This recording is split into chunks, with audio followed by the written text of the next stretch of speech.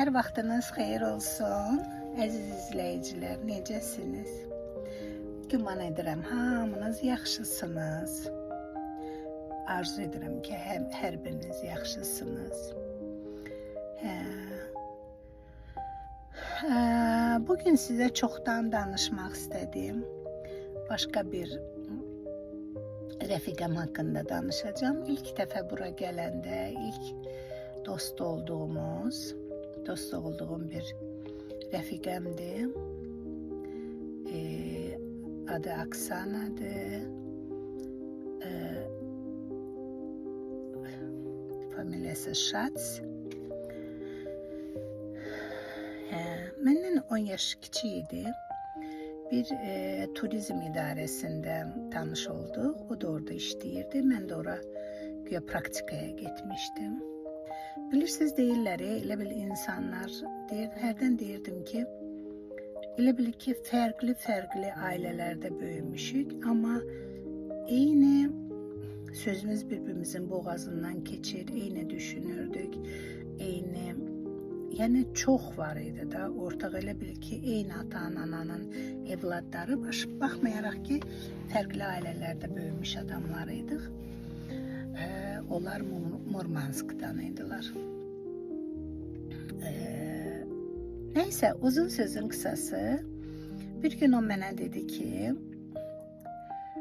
Tükezban, sənin üçün o qədər nigaranam ki, hərdən elə bil qorxuram sənin üçün. Dedim, niyə? Dedi ki, bilirsən nə var? Dedi, sən elə bil ki, sənin üçün qara, ağ rəngli, boz rəng yoxdur sənin üçün. Qara rəng yoxdur sənin üçün elə bil. Elə bil ki, sən hər şeyi qırmızı görürsən, çəhrayı görürsən. O deyirlər, qırmızı çəhrayı eynəklə baxmaq. Mən də dedim, sən niyə elə düşünürsən ki, mən hər şeyi belə görürəm? Dedi ki, yəni yaşım var, indi mən də bura gələndə 38 yaşım var idi də, 39 oldu. Deyir ki, belə baxıram, ali təhsillisən, müəlliməsən, 3 dənə evlad böyüdürsən. Sən tək 3 dənə evladı daha rahat böyüdürsən, nəinki biz ikimiz bir uşağı. Amma dedi, o qədər etibarım var ki insanlara. Mən hələ deyir, səndən eşitməmişəm deyəsən ki, təzə tanış oldum, kimisə pis adamdır. Yaxşı adamdır. Deyirdim, Aksana, kimlənsə deyirdim, tanış oldum. Tutaq ki də bir Azərbaycanlı, hardansa, necəsə, kimin vasitəsiylənsə. Deyirdim ki, elə yaxşı qadındır ki, elə yaxşı belə, nə bilim belə. Deyirdi, Tükə, sənin üçün pis adam yəni var. Dedi ki, bir gün mənə dedi ki, Tükəz, mənə çox maraqlıdır ki, sən hansı ailədə böyümüsən də? Çünki mən belə bir şey tanımıram. Yəni, sən necə böyümüsən ki, sən ancaq hər şeyi də pozitiv görürsən də, müsbət görürsən. Sənin üçün bir dənə mənfi şey yoxdur. Dedim ona ki, bilmirəm ki. İndi təzə tanış olduqlarımız vaxtı onun üçün də maraqlıdır ki, hansı ailədən çıxmışam, nədir? Dedim, 6 uşağın 5-cisiyəm. Anamın da hələ o sağlığında. Dedim, atamı 18 yaşında itirmişəm, 20 ildir. Amma sonra da atamı çox sevmişik. Sonra amma yəqin qismət beləymiş də, yəqin Allah Teala bunu belə hər işdə bir xeyir var. Biz anamızı daha yaxşı tanıyaq. Anamıza isinək. Elə bilin, ondan sonra 25 il yaşayıb da sanki. Yəni, mən anamla həqiqətən heç bacılarımla olmadığım kimi, indi yox, amma o zaman bacılarımla olmadığım dostluğum mənim anam rəhmətli ilə idi. Baxmayaraq, mən 5-ci uşağım, 6 uşağım. Dedim, bəs belə atam, anam var idi, 6 uşaq idik, budur, o da. Dedim, valla, mən belə görmüşəm ki, anam, atam bir-birlərlə danışanda, o deyirdi sənin qabağında ölüm, bu deyirdi sənin qabağında ölüm. Atam deyirdi ki, yo, elə demə, 11 yaş böyük idi anamdan. Deyirdi o rəhmətə gedəndə 61 yaşı vardı, anamın 50 yaşı vardı. Deyirdi ki, yox elə demə, atam deyirdi. Deyirdi Həmidə xanım, mən səndən sonra bacarmaram. Amma mən olmasam, sən bacararsan. Neyse, uzun sözün kısası dediğim odur ki, anam da deyirdi, yo mən sənin qabağında ölüm aşığı, elə demə, sən nə danışırsan? Yəni o qədər bir-birlərini sevirdilər, o qədər böyük sevgi var idi bunlarda bir-birlərinə, hörmət var idi. Bilmirəm ki, mən onu necə deyim də, yəni həqiqətən də olub, mənə deyiblər ki, kimsə bərk danışanda demişəm, niyə bərk danışsam, mən belə şey görməmişəm evimizdə. Deyirdilər ki, ola bilməz, sən atanla anan heç söz söhbət olmur. Olmamış olmaz, mən demirəm olmayıb, bəlkə də olub, amma biz görməmişik bunu ki, atam qışqırsın, bağırsın, nəsə belə bir şey olsun, mən bu şeyləri görməmişəm də, görmədiyim şeyi necə danışım ki?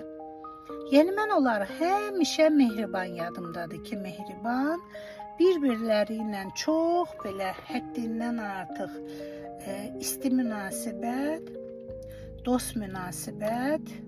Mənim yadımdadır, hətta o zamanlar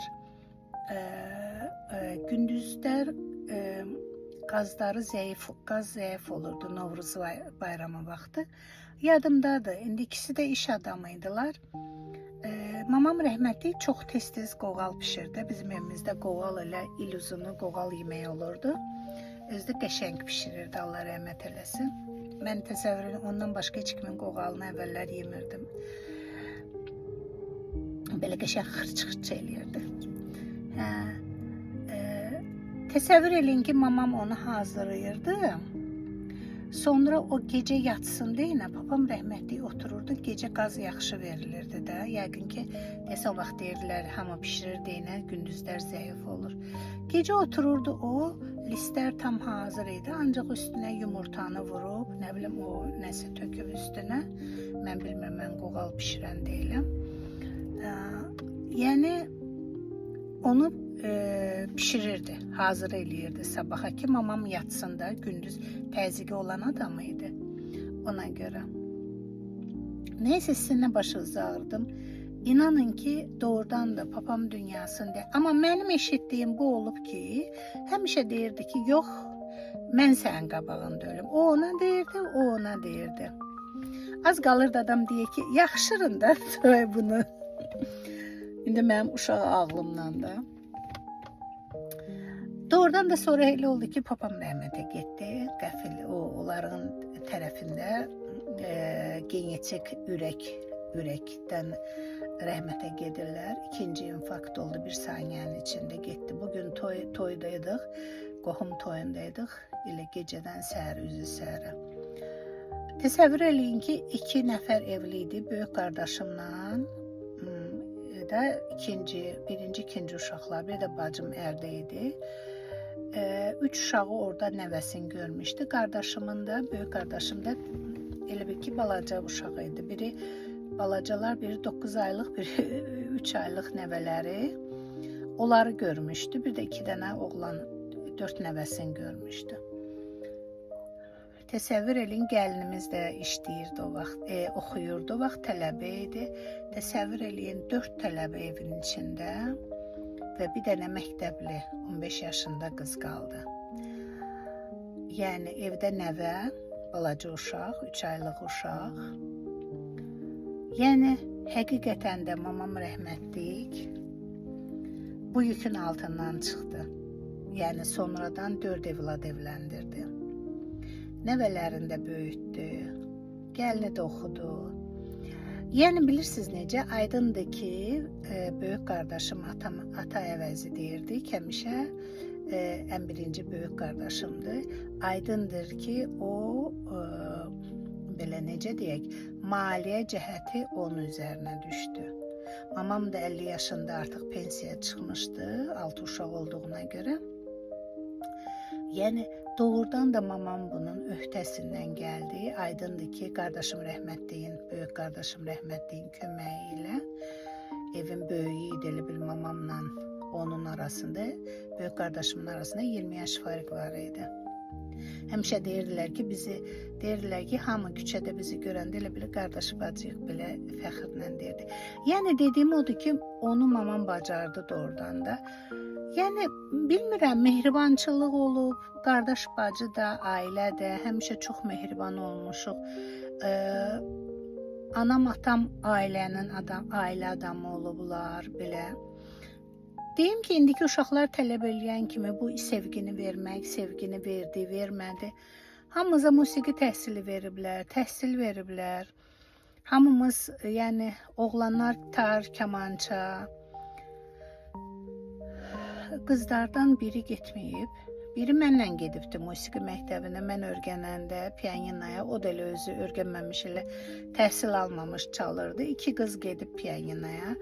Oğlanla böyük də elə mənlə gedə-gedə mən musiqi dərsinə apara pianino öyrənib. Qardaşım da, böyük qardaşım tar, ikinci qardaşım rəhmətli idi, kamança çalıb da. Yəni mümkün nə qədərdirsə veriblər. İndiki uşaqlar deyən kimi mənim yanımda oturmadı, o şeylər yadımda deyil. Yəni necə yadımda deyil? Axı o yazıqların heç vaxtı da yox idi 6 uşaqla. Ancaq kəsibkarlıqlarını deyirlər də. Sadə bir ailə idik. Uşaqların təhsili onlar üçün vacib idi. Belə bir adamlar idi. Çox təəssüf ki, o rəfiqəm bunları görmüyor və mənə ona görə dedi ki, Tükəz, mən çaşmışam, qalmışam. Yəni o qədər dedi, naif sözünü işlətdi əvvəl. Rus dilində naif, belə sadəlif də. Dedim, naif nə vaxtdan xoşa gəlməyən bir söz olub da. Yəni sadəlik ayıb şeydirmi? Bir var sadəlif olasan, ağılsız mənasında, belə deyən. Bir də var ki, təmiz də. Mən evdən çıxmışam, tələbə, ailə qurmuşam, müəllimə işləmişəm məktəbdə, uşaqla işləmişəm. Uşaqla işləyən adam, mən belə düşünürəm ki, başqa cür də ola bilmir. Hər şeydə saflıq axtarır, hər şeyi düz görür, təmiz görür. Bu yaxınlarda nəsə ailəmizdə söhbət var idi. Böyük qızım deyir ki, indi böyük qızım da maşallah mənə deyir ki, nəsə söhbət düşdü. Deyirəm ki, qızım, amma həyatda etibar eləməsən, inanmasan, olmaz axı yaşamaq. O da dedi ki, mama, sən düz deyirsən, başa düşə, amma sən biraz elə bir uşaq kimisən. Ya gülcümlə əlaqədərdir balığam, ya Allahın yaratdığı bəndən beləyəm, bilmirəm nədirsə. Yəni, biz beləyik. Hərdən mənim qızlarım deyir ki, mama, bacılar hamımız eynisiz, 4 bacı 4'ünüz də eynisiz. Yəni bu belə ağılsızlıq mənasında hərdən adama deyiləndə biraz adam özünü elə pis hiss edir ki, yəni çox şükür Allaha. Amma bu o demək deyil ki, sadəcə insanlara etibar eləmək, inanmaq, yaxşı cəhətlərini, aydındır ki, sabahları yaxşı olmayan cəhəti olanda da sağollaşacağam. O aydın məsələdir də, sağollaşacağam, deyəcəm sağ olun. Yəni mümkün deyil. Qanım deyil, canım deyil, salam mələk eləyib peşman olmamışam ki, sonra aralana bilirəm və çox olub ki, aralanmışam. Bir də mən deyirdim onlara ki, həmişə siz narahat olmayın mənim üçün. Mən belə düşünürəm ki, Allah Taala mənim qarşıma çıxartdığı adam, əgər doğru, düzgün olmazsa, saf olmazsa, onu özü mənim yolumdan təmizləyir. Mən bunu bugün sizə danışmaq istəyirəm. O rəfiqəm də çox gözəl rəfiqəmdir. Çoxdan idi əlaqəmizi itmişdi. İtmişdi deyəndə hər kəsin bir başı başqa şəhərlərdəyik. Yenə də görüşdük, yenə də bir aradayıq. Belə hər kəsə sağlıqlı, uzun ömür, gözəl ömür arzu edirəm. Öpürəm hamınızı. Hər kəs 100 il yaşamasa, günah onun özündədir. Sağ olun.